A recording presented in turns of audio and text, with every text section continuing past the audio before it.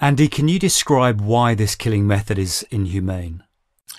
This is a method that would not be permitted in any agreed commercial slaughter process. For instance, the method adopts the use of a metal rod to cause damage to the back part of the skull and to the spinal cord, and at the same time it damages the blood vessels in that area.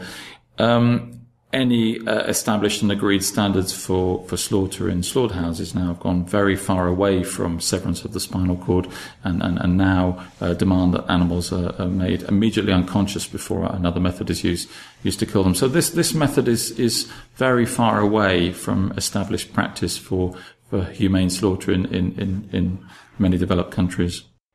What is it about the design of this device that makes its use so inhumane? It's a device specifically designed to cause damage to the spinal cord and to the blood vessels, to the back part of the skull. But because it's been designed for this specific purpose, it fails in many other areas in terms of its humane application. For a start, it does not induce immediate insensibility. The cause of death is likely to be either paralysis or profound blood loss. These are not mechanisms that we routinely accept now for humane slaughter. If a dolphin has to be killed in a case of humane euthanasia, how is that done? For an animal that, for instance, is stranded and is judged to be that it's required that it's euthanized in a humane fashion, then most veterinarians will either choose to use some kind of lethal injection. That would be usually an overdose of a barbiturate, or it could be another agent that depresses the respiratory and the cognitive system. And those agents are very well recognised in the way that they function. They cause the animal to first become unconscious and then to die. And that's what a veterinarian would choose to use for a companion animal, for a dog or a horse, for instance, when that was possible. If barbiturates cannot be used, then it would be common in those sorts of animals to use some method that causes the very rapid insensibility of the animal, and that would usually mean something like shooting the animal in the brain to destroy the function of that organ very rapidly. The method that we're seeing here in this particular case does not achieve any of those things. It doesn't achieve a gentle degree of unconsciousness, which is what you would achieve with the barbiturate, and it doesn't achieve immediate insensibility, which is what can be achieved with shooting.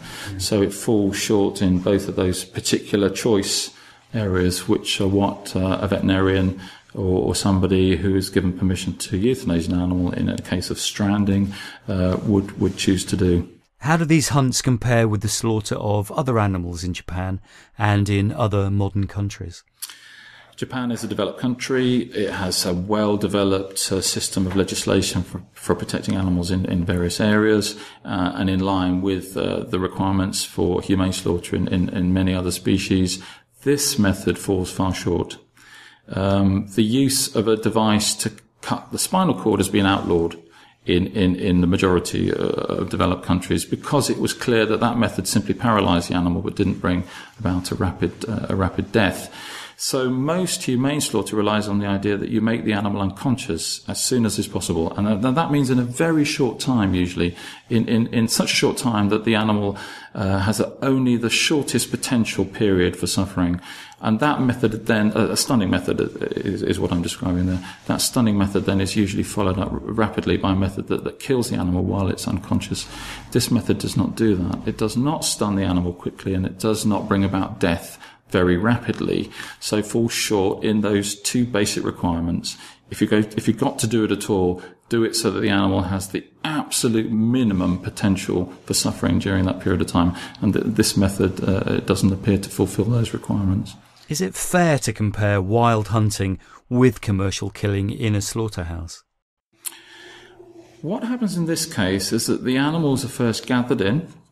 They're brought into a controlled environment. They're brought under a tent, effectively in a cove. They're often controlled by a rope around the tailstock. And so they're brought into a very closely confined and controlled environment.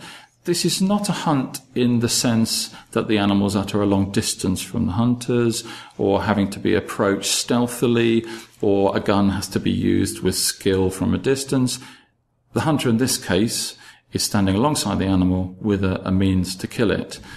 In that respect, I think this very closely resembles a commercial slaughter, and also the products are sold for commercial purposes. So all aspects of this particular kill and killing method seem to me to be much more closely aligned with a commercial slaughter process than with a traditional view of a hunt, which is a single huntsman pitting himself against an individual animal in a wild and a distant situation. In this case, he's very close to the animal, and therefore has the capacity to do it, if it must be done at all, in a very controlled, very careful way. And my concern is that that's not what we're seeing in this particular case.